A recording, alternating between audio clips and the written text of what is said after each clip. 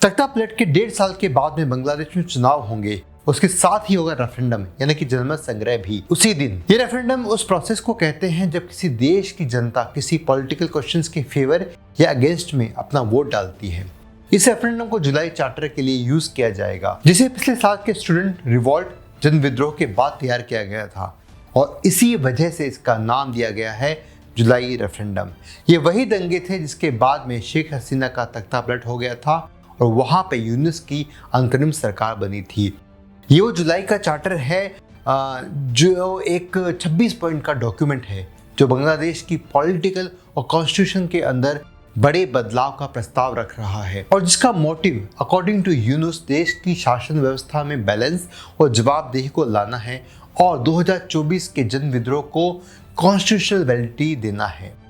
इस चार्टर के कुछ मेन पॉइंट्स हैं जैसे कि देश की जो प्रधानमंत्री के लिए कार्यकाल की सीमा है उसको तक निर्धारित कर देना, राष्ट्रपति के अधिकारों का विस्तार करना, वुमेन्स का रिप्रेजेंटेशन बढ़ाना और पार्लियामेंट को 2 हिस्सों में बांटना, लोअर हाउस और अपर हाउस, लोकल गवर्नमेंट को और भी ज़्यादा स्ट्रॉन्ग करना, इलेक्शन सिस्टम में बड़े बदलाव करना और मनी लॉन्ड्रिंग और भ्रष्टाचार को रोकने के उपायों को संविधान के अंदर लेकर। इस चार्टर में साफ तौर पर कहा गया है कि आज़ादी के बाद बने 1972 के संविधान में कई कमजोरियां थी, यानी कि ये चार्टर साफ तौर पर कॉन्स्टिट्यूशन को गलत ठहराता है। दोस्तों, चुनाव और रेफरेंडम दोनों एक ही दिन 15 फरवरी से पहले करवाने की बात खुद बांग्लादेश के चीफ एडवाइजर मोहम्मद यूनुस ने की है, जिसकी वजह से टाइम और कॉस्ट दोनों बचेंगे और जनता सीधे बताएगी कि वो ये बदलाव चाहती है कि नहीं चाहती।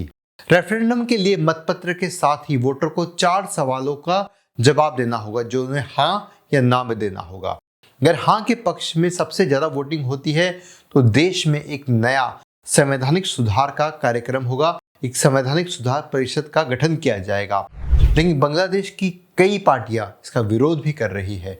कई पार्टियां कहती है कि रेफरेंडम इलेक्शन से पहले हो, तो कई पार्टियां कहती है कि ये जो रेफरेंडम है ये अनकॉन्स्टिट्यूशनल है, कि कॉन्स्टिट्यूशन के अंदर इसकी कोई भी बात नहीं की गई है।